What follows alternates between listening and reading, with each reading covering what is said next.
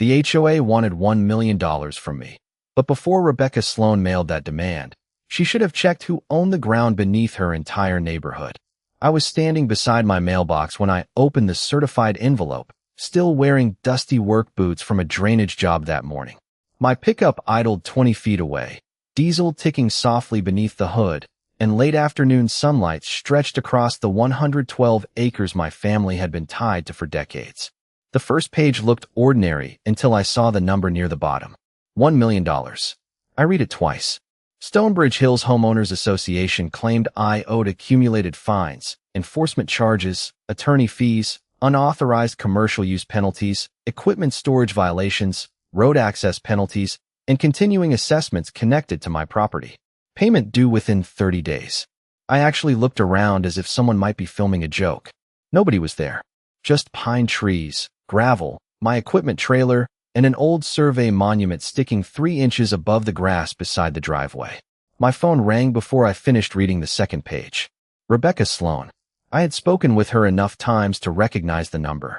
Grant, she said, I assume you received the association's final demand. My name is Grant Holloway. I am 47 years old, and I run a commercial land survey support and site development business.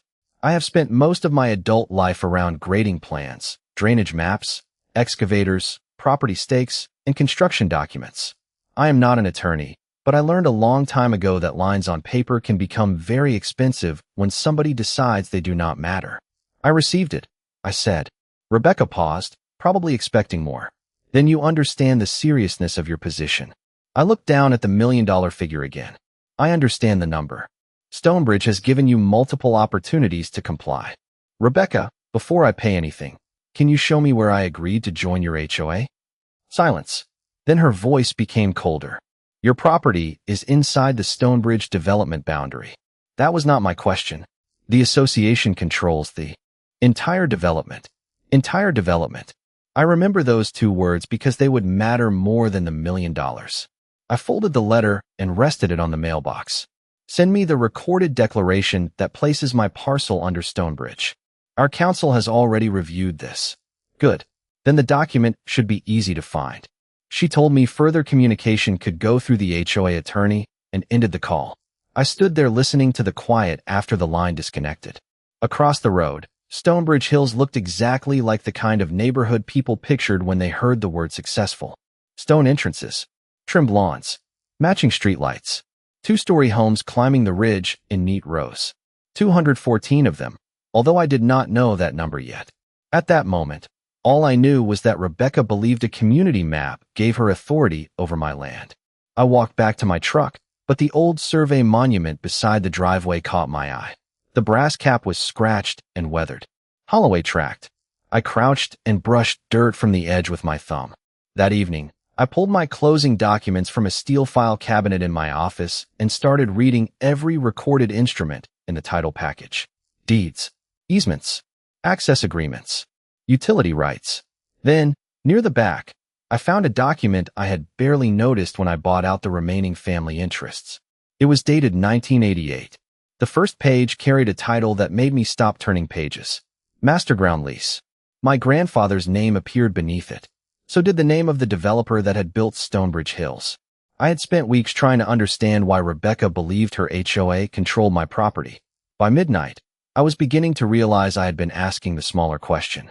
3 months before that $1 million letter arrived, Stonebridge Hills was nothing more than the neighborhood across the road from my property.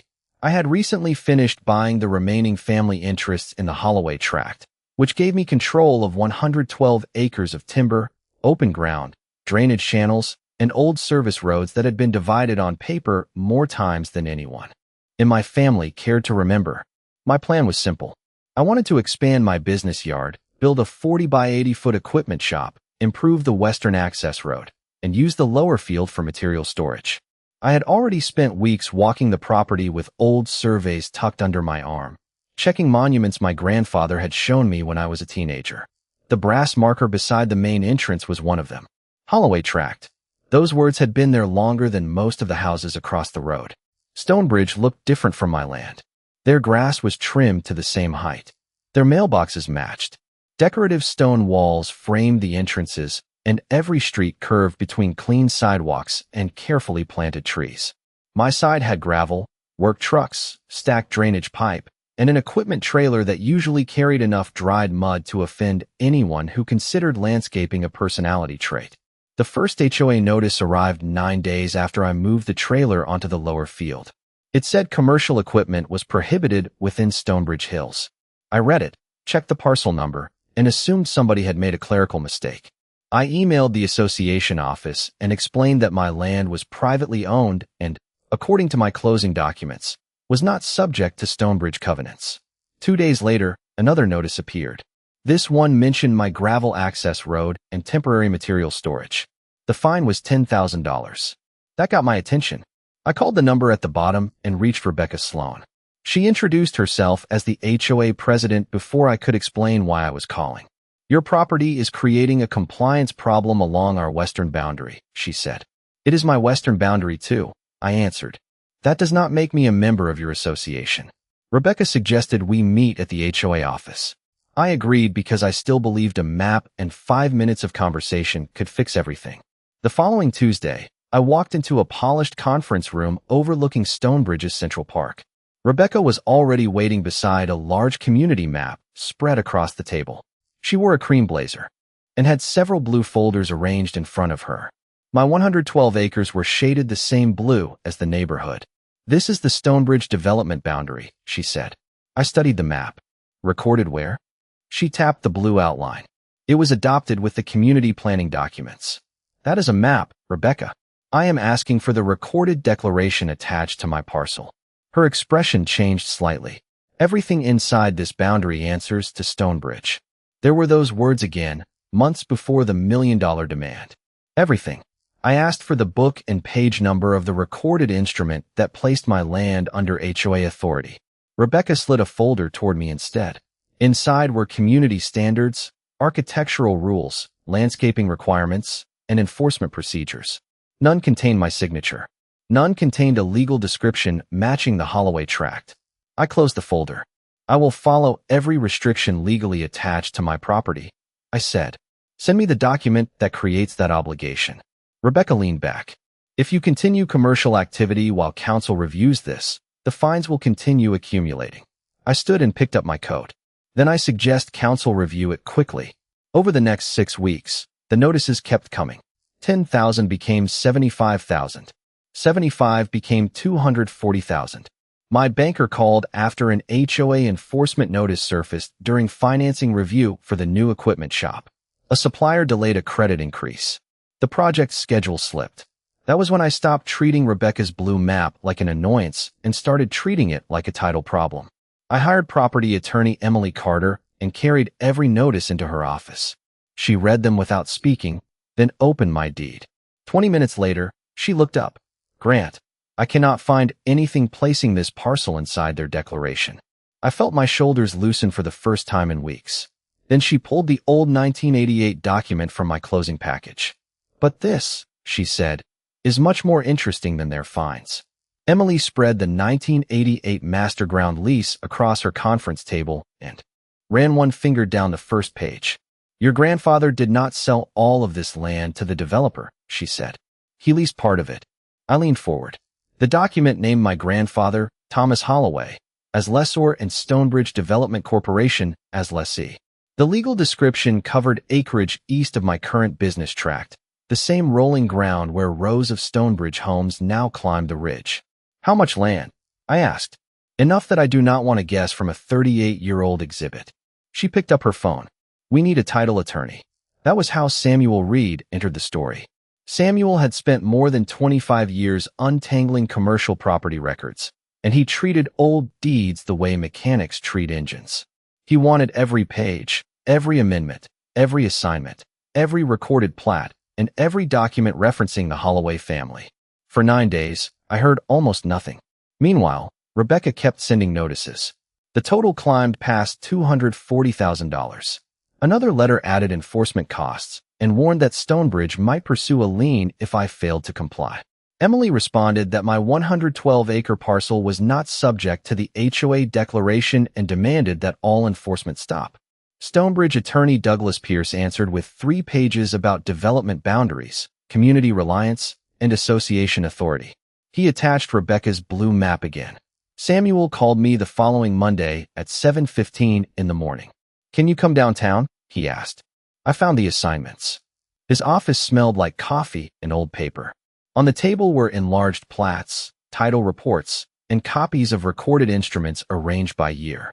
Samuel pointed to a yellow outline on a 1988 development map. Stonebridge Development bought some property outright, but this section was different. His finger moved across the eastern portion of the old Holloway acreage. Your grandfather retained the underlying fee interest and granted the developer a long-term ground lease. I stared at the streets drawn over it. Those are houses now. Yes. People bought houses on leased land. Samuel nodded carefully. The ownership structure is layered. Do not confuse ownership of improvements or leasehold interest with ownership of the underlying land. We still need to trace every assignment. That distinction mattered. I was not suddenly the owner of somebody else's kitchen, garage, or living room. But the ground beneath a large section of Stonebridge had never been conveyed the way Rebecca's map implied. Over the next week, Samuel traced the lease through a development partnership, a holding company, and later successor entities. The legal descriptions kept matching the same underlying acreage. Then he overlaid the current Stonebridge parcel map. I watched individual residential lots appear inside the old lease boundary. He counted them twice. 214. I sat back slowly. 214 homes. Affected parcels, Samuel corrected. We need to be precise. Emily turned several pages deeper into the master lease.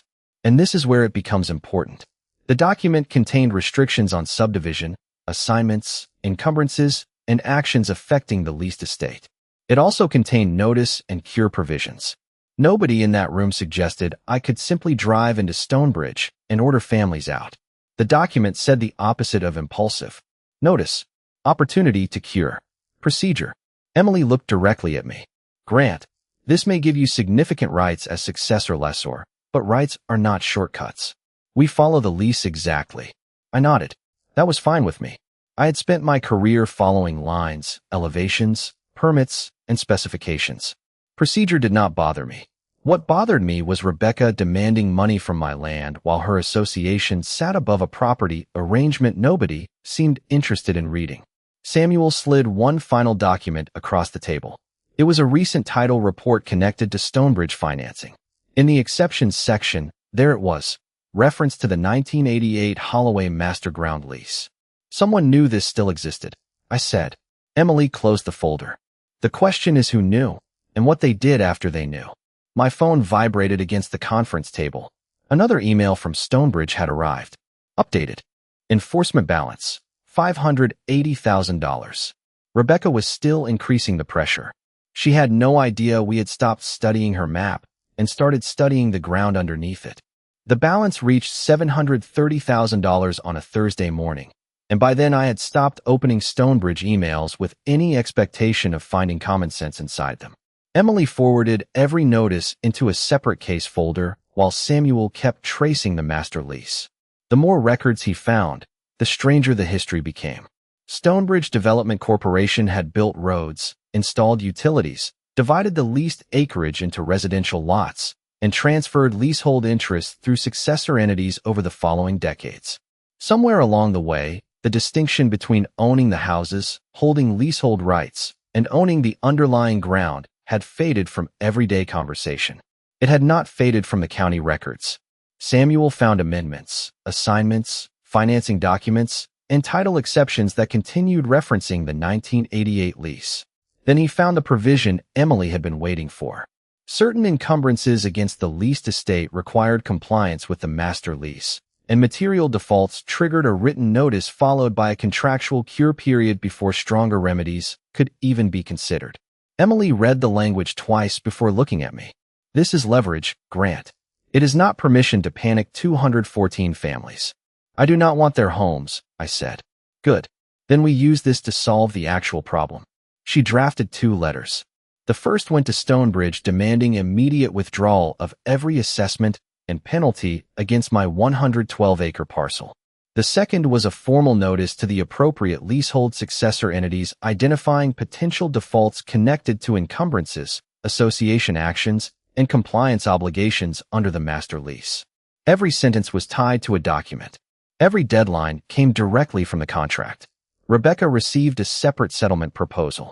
Stonebridge could withdraw its enforcement claim, acknowledge that my business parcel was outside the HOA declaration, correct its records, and cooperate in curing any legitimate master lease issues. Nobody would lose access to a home. Nobody would wake up wondering whether their address had become collateral in a fight they never started. Rebecca had an exit. She rejected it in less than 48 hours. Her response came through Douglas Pierce, but I could hear her thinking behind every line. Stonebridge denied that the master lease limited HOA authority and insisted that my parcel remained subject to community enforcement. The updated balance was now $860,000. 2 days later, Rebecca called me directly. "You are creating unnecessary fear by raising ancient documents that have nothing to do with current homeowners." I stood beside my equipment shop foundation while a cold wind pushed dust across the gravel. "Then cure the issue and withdraw the fines." "There is nothing to cure. Your attorney has the lease. Our neighborhood has operated this way for decades." I looked toward the ridge where Stonebridge rooftops rose above the trees. Operating a certain way for decades does not rewrite recorded documents. Her voice tightened. "You are threatening an entire community because you do not want to follow basic standards." "No, Rebecca. I offered a settlement that leaves every resident exactly where they are. You are the one still adding penalties." She went quiet for a moment. "The board will decide how we proceed. Then make sure they read what they are voting on." That Friday evening, Stonebridge held a special board meeting. Emily obtained the agenda through counsel. One item concerned enforcement against the Holloway parcel. Another concerned the 1988 ground lease. Douglas attended. According to the minutes produced later, 2 board members asked whether enforcement should be suspended until the title questions were resolved. Rebecca pushed the opposite direction. The board voted to continue. Her signature appeared beneath the resolution. On Monday morning, a new certified envelope arrived. I opened it on the hood of my pickup beside the same weathered survey monument where this had started. Stonebridge had added another round of penalties, legal expenses, and continuing charges. At the bottom of the page, the total finally reached 7 digits. $1 million. I did not call Rebecca. I photographed the notice, sent it to Emily, and waited. 10 minutes later, she called me. "They signed the resolution after receiving the cure notice?" "Yes." Papers shifted on her end. "Then we are done asking them to stop." I looked across the road at 214 quiet homes under the morning sky. The people living there still had no idea that their HOA president had just turned a boundary dispute into something much larger. "What happens now?" I asked. Emily answered without hesitation. "Now we let the documents speak in court." Stonebridge filed first. Douglas Pierce asked the county court to confirm the association's authority over my property and preserve its right to collect the penalties Rebecca had approved. Emily smiled when she read the complaint, not because anything about $1 million lawsuit was funny, but because Stonebridge had finally moved the dispute somewhere a blue community map would have to compete with recorded documents. Our response denied that my 112-acre business parcel had ever been subjected to the Stonebridge Declaration. Then Emily filed counterclaims seeking a declaration of the party's actual property rights, while Samuel prepared the master ground lease history and the chain of assignments affecting the 214 residential parcels. Discovery started almost immediately. Stonebridge produced board minutes, enforcement policies, architectural standards, maps, newsletters, and years of assessment records. Emily kept asking for one thing: the recorded instrument placing the Holloway parcel under HOA authority. Douglas sent amendments. None described my land. He sent plats. None created covenants against my parcel. He sent Rebecca's blue map again. Emily placed it beside my deed and said, "They keep answering a title question with office paperwork." Then Samuel found the document that changed Rebecca's position from difficult to nearly impossible. 7 years earlier, Stonebridge had refinanced improvements near its clubhouse. The lender's title commitment listed the 1988 Holloway master ground lease as an exception. Attached correspondence showed that the HOA board had been advised to confirm the scope of the lease before placing additional encumbrances against affected property interests. Rebecca had not been president then, but the warning had entered Stonebridge's records. More recent minutes were worse. 18 months before my dispute began, Douglas had attended a board meeting where a title issue involving the western leasehold parcels was discussed. Rebecca was president by then. Her name appeared on the approved minutes. I sat in Emily's office staring at the page. So she knew the lease existed?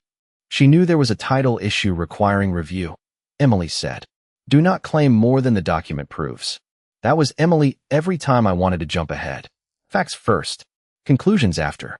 The cure period under the master lease continued running while the lawsuit moved forward. Samuel tracked every deadline. Notices went to the proper successor entities by certified mail. Copies went to council. Nobody could later say the documents had appeared without warning. Meanwhile, homeowners began calling my office. Rebecca had apparently told residents I was trying to seize Stonebridge. One woman, named Carol Benson, asked if I planned to take her house. No, I told her. I am not claiming ownership of your house. Then why is the HOA saying our neighborhood is in danger? I looked through my office window toward the ridge. Because there is a dispute over the ground lease beneath certain parcels, and your board chose litigation instead of curing it. She was quiet. Can they fix it? That is what I have been asking them to do. By the end of that week, 3 board members had requested a special meeting. Rebecca refused to suspend enforcement against me. The $1 million demand remained active. Then the cure deadline expired without an agreement. Emily called the next morning. The contractual period is over. I expected satisfaction. Instead, I felt the weight of 214 addresses printed across Samuel's parcel schedule. What does that mean for the homeowners? I asked. It means we can ask the court to determine what remedies the lease actually gives you. It does not mean we invent our own. That afternoon, we amended our filing to address the uncured master lease defaults and request declaratory relief concerning possession and termination rights. The hearing was scheduled 6 weeks later. When I walked into court that morning, Rebecca was already seated behind Douglas with her blue Stonebridge map resting on the table. Samuel placed the 1988 master lease in front of me. Emily placed my deed beside it. For months, Rebecca had been asking how much money I owed her association. The judge was about to ask a much more important question. What, exactly, did her association own? The judge started with my 112 acres, not the ground lease, and that turned out to be the worst possible order for Stonebridge. Douglas stood beside a large copy of Rebecca's blue community map and explained that my property sat within what the association had long treated as the Stonebridge development area. The judge listened, then asked a simple question. Where is the recorded instrument subjecting Mr. Holloway's parcel to the association declaration? Douglas opened a binder. He referenced planning documents, amendments, and community maps. Emily waited until he finished, then placed my deed and title report on the evidence table. Your Honor, none of those instruments contains the legal description of Mr. Holloway's 112-acre parcel. The judge looked back at Douglas. Do you have a recorded covenant that does? The courtroom went quiet. Not a separate instrument using that exact description, Douglas finally said. I glanced toward Rebecca. She was sitting perfectly still. Emily then walked through the notices Stonebridge had sent me, beginning with $10,000 and climbing through $75,000, $240,000, $580,000, $860,000, and finally $1 million. Each number had been built on the same claim of HOA jurisdiction. The judge examined the declaration again. When he ruled on that issue, his language was careful. Stonebridge had not established that my parcel was subject to its restrictive covenants or enforcement authority. The association therefore had not established a contractual or recorded basis for the penalties it demanded from me. $1 million disappeared from the case without anyone raising their voice. Rebecca leaned toward Douglas, but he shook his head slightly. Then Samuel opened the 1988 master ground lease. That was when the room changed. He explained the original Holloway ownership, the developer's leasehold interest, the later assignments, and the current parcel overlay. He never said I owned the houses. He said exactly what the record supported. I held the successor fee interest beneath acreage affected by the master lease, while other parties held separate interests above it. The judge studied the parcel schedule. How many current residential parcels are implicated? 214, Samuel answered. Rebecca looked at me for the first time that morning. Douglas argued that decades of development, transfers, financing, and residential occupancy made the lease provisions more complicated than Emily suggested. Emily agreed with the first half. That is precisely why Mr. Holloway served formal notice and allowed the contractual cure period instead of taking unilateral action. She handed up the certified notices, delivery records, settlement proposal, and Stonebridge board resolution signed after the title issue had been raised. The judge read Rebecca's signature at the bottom of the resolution. The association continued enforcement after receiving this notice? Douglas answered carefully. The board disputed its applicability. And the cure period expired? Yes, Your Honor. The judge did not hand me 214 houses. He did not order families onto the street. What he did was more important because it was real. He ruled that the master lease could not simply be ignored and that the asserted defaults and available remedies had to be addressed under its terms and the applicable property interests. The court authorized the next stage of proceedings concerning termination and possession rights while directing the parties to identify affected leasehold interests and provide the required notices before any final possession order could issue. Outside the courtroom, Rebecca caught up with me near the stone steps. Do you understand what you are doing to these families? She asked. I stopped. I offered your board a cure before we came here. You are threatening their homes over HOA fines. No, Rebecca. Your $1 million demand is gone. This is about the lease your board chose not to address. Her face tightened. You would actually pursue possession? I looked through the courthouse windows at Samuel carrying a box containing 38 years of records. If that is what it takes to make Stonebridge follow the same documents you expected me to follow, I will use every lawful remedy the court allows. The next morning, Emily began preparing notices for the affected interests. 214 addresses. For the first time since this started, Rebecca was no longer asking me when I planned to pay Stonebridge. She was asking what it would take to keep Stonebridge exactly where it was. The first notices went out on a Monday morning, but they did not say what Rebecca had been telling people. They did not say I owned anyone's house. They did not order families to leave. They identified the affected leasehold interests, referenced the court ruling, explained that termination and possession remedies were now being pursued under the master ground lease, and gave every recipient information for responding through the legal process. Emily made sure the language was precise because panic was the last thing I wanted. Rebecca created enough of that on her own. By Tuesday afternoon, Stonebridge's community forum was full of rumors. By Wednesday, homeowners were calling my office faster than my receptionist could write down their numbers. Carol Benson called again. Rebecca says you are preparing to evict the whole neighborhood. I looked at the parcel schedule beside my keyboard. 214 addresses. I am pursuing the remedies the court recognized, I said. That is not the same as showing up tomorrow and removing families. But could people eventually lose possession? I did not give her a comforting lie. If the defaults remain unresolved and the court grants that remedy, affected interests could face possession proceedings. That is why I have been asking Stonebridge to cure this. Carol was silent for several seconds. What do you actually want? That question stayed with me. I wanted my 112 acres left alone. I wanted the $1 million claim gone, which it already was. I wanted my equipment shop financing restored. I wanted Rebecca to stop treating an HOA map like an outranked recorded title. None of that required 214 families to become collateral damage. That afternoon, I met Emily and Samuel in Emily's office. Give them another path, I said. Emily studied me. The board. The residents. Anyone with an affected interest who wants to resolve this properly. Samuel leaned over the parcel schedule. That means restructuring. Replacement ground agreements, recognition documents, releases, possibly lender coordination. It will not be simple. Neither was getting here. Emily drafted a framework.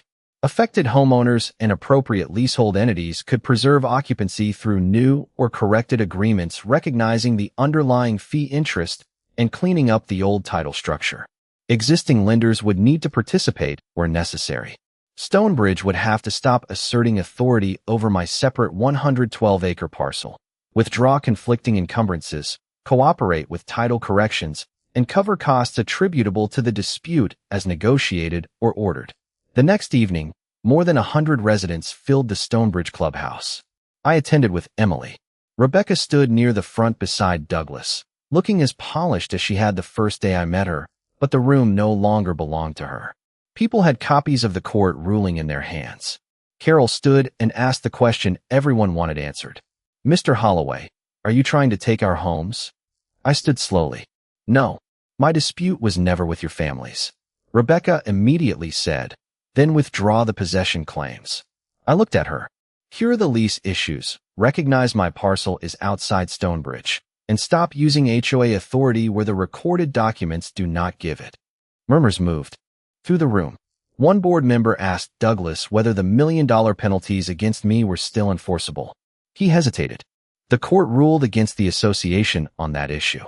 The room changed. Rebecca turned toward him. "That ruling is subject to further legal review." Carol raised another document. "Did the board know about the ground lease before Grant was fined?" Rebecca started explaining title complexity. A man in the second row interrupted with a calmer question. "Did you know there was a problem?" Nobody shouted. Nobody needed to. Rebecca looked around the clubhouse and realized the residents were no longer looking at me as the threat. Emily placed copies of our restructuring framework on a table near the entrance. "This keeps families in their homes while the title interests are corrected," she explained. By the time we left, 3 Stonebridge board members had asked for separate meetings with council. The following morning, Rebecca sent me an email offering to discuss settlement. I read it beside the old Holloway survey monument. Months earlier, she had demanded $1 million and 30 days to pay it. Now her neighborhood wanted to know how many days remained before the next court hearing. Rebecca's settlement email arrived 23 days before the next hearing, and for the first time since I met her, it contained no deadline for me. Emily scheduled the meeting at her office instead of the Stonebridge clubhouse. Rebecca came with Douglas and 2 board members.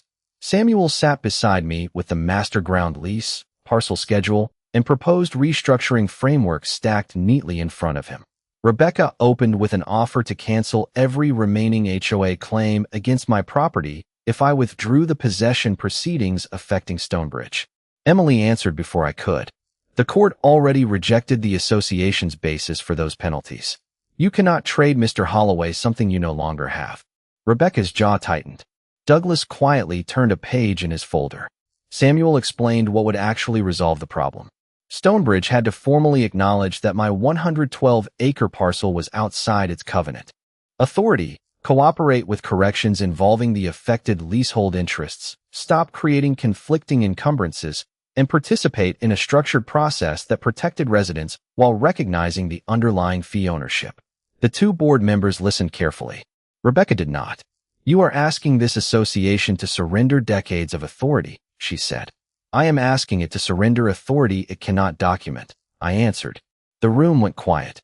One board member, a gray-haired accountant named Peter Lawson, finally asked Douglas whether continuing toward the hearing could result in actual possession orders against affected interests. Douglas chose his words carefully. "The court has authorized proceedings on those remedies. Final outcomes would depend on the lease, individual interests, notices, defenses, and further rulings." Peter looked at Rebecca. "So yes, there is real risk." She stared at him. "There is also risk in allowing one landowner to dismantle Stonebridge governance." I almost laughed, but Emily gave me a look that kept me still. This was no longer about winning an argument. 214 families were waiting for adults to read documents correctly. The meeting lasted 3 hours and ended without Rebecca agreeing. But the board was splitting. Over the next 10 days, Emily received signed participation requests from dozens of affected homeowners willing to enter the restructuring process. Lenders began contacting Samuel. Title companies requested copies of the lease history. The problem Rebecca had dismissed as ancient paperwork was now sitting on desks all over the county. Then Stonebridge called another special board meeting. This time, residents packed the clubhouse before Rebecca arrived. I did not attend. I stayed at my equipment yard, replacing a hydraulic line on a loader while Emily waited for the vote. At 8:46 that evening, my phone rang. "They removed Rebecca as president," she said. I set the wrench down. What was the vote? Enough. The board had appointed Peter acting president and authorized settlement negotiations. Rebecca remained on the board temporarily, but she no longer controlled the agenda. 3 days later, Stonebridge accepted the framework in principle. The association acknowledged that my separate parcel was not subject to its enforcement authority. The $1 million demand was formally withdrawn from its records. Affected residents would receive individual review and replacement or corrective agreements where appropriate. Existing occupancy would remain undisturbed while those agreements were processed. Stonebridge would cooperate with title work instead of fighting it. The possession claims would remain pending only as a legal backstop until the required documents were completed. When Rebecca heard those terms at the courthouse status conference, she leaned toward Douglas and whispered something I could not hear. The judge reviewed the framework, then looked at both sides. If this resolves the title structure while protecting existing residents, I strongly encourage the parties to finish it. I looked across the aisle at Rebecca. Months earlier, she had placed a blue map between us and told me everything inside its boundary answered to Stonebridge. Now that same map sat rolled inside a cardboard tube beneath Douglas's chair, while Samuel's recorded documents covered the table. Outside the courthouse, Peter shook my hand. I wish somebody had opened that at least 20 years ago. I looked toward the parking lot where Rebecca was walking alone toward her white sport utility vehicle. So do I. Peter glanced back at the courthouse. Were you really prepared to follow the possession case all the way through? I thought about the 214 notices, the calls from frightened homeowners, and the $1 million demand that had started all of it. I was prepared to use the rights the court recognized, I said. But having the legal right to push the last domino does not mean you have to enjoy watching everything fall. By early spring, the last corrective ground agreements were being recorded at the county clerk's office, and for the first time in months, the Stonebridge file on Emily's desk was getting thinner instead of thicker. Not one family had been forced from a home. The affected residents kept their occupancy, while Samuel coordinated the replacement documents, lender acknowledgments, title corrections, and releases needed to clean up a property structure that had been neglected for decades. Once the required agreements were completed, Emily dismissed the remaining possession claims. Stonebridge's new board formally removed every enforcement entry against my 112-acre parcel and adopted a corrected boundary record based on the recorded legal descriptions instead of Rebecca's blue community map. Peter sent me a copy. I folded it once and placed it in the same steel file cabinet where I had found my grandfather's 1988 master ground lease. My equipment shop financing cleared soon afterward. By May, the concrete slab was finished. By June, steel framing rose 40 feet wide and 80 feet long along the western side of my property. The first morning, I parked my excavator inside. Rain hammered the metal roof hard enough to drown out my phone. I stood there smelling wet gravel, diesel, and fresh lumber and thought about how close that project had come to being buried under $1 million in penalties that Stonebridge never had authority to impose. Rebecca resigned from the board before summer. I never spoke with her again. Carol told me that several residents had demanded a complete review of the association's legal records, assessment procedures, and title documents. Peter's board hired independent counsel and stopped using the old development map as proof of jurisdiction. The map itself disappeared from the clubhouse conference room. Months earlier, Rebecca had tapped that blue boundary with one finger and told me everything inside it answered to Stonebridge. In the end, the county records answered for themselves. The strangest part was that I never wanted control of Stonebridge. I did not want its clubhouse, its streets, its landscaping rules, or the houses sitting above the old HOA ground lease. I wanted the same thing I had asked for during my first conversation with Rebecca. Show me the document that gave your association authority over my land. She never could. Instead, Stonebridge increased $10,000 to $75,000, then $240,000, $580,000, $860,000, and finally $1 million. Every new number was supposed to make me surrender. All it did was make me hire people who knew exactly which records to read. One evening near the end of summer, I walked down the gravel driveway after shutting the shop doors. The old brass survey monument was still beside the entrance, only now I had cleared the weeds around it. Holloway Tract was visible beneath the fading sunlight. Across the road, Stonebridge looked almost unchanged. Porch lights came on one by one. Families carried groceries inside. Children rode bicycles along the sidewalks. 214 affected parcels were still occupied, exactly as I had hoped. The neighborhood had not disappeared. The false authority had. I rested one hand on the cold brass cap and remembered the certified envelope that started everything. Rebecca thought the most powerful document in our dispute was a demand with 7 digits printed at the bottom. She was wrong. It was a 38-year-old lease nobody had bothered to read, backed by a deed nobody could rewrite with a colored map. I had reached the point where lawful possession remedies could have threatened the structure beneath an entire neighborhood, and that was enough to make everyone finally deal with the truth. I never needed 214 families standing on the curb to prove I had won. They stayed in their homes. I stayed on my land. Stonebridge stayed on its side of the recorded line. That was the difference between revenge and justice. Revenge would have been using every ounce of power simply because I had it. Justice was making sure nobody could ever use power they did not have against me again.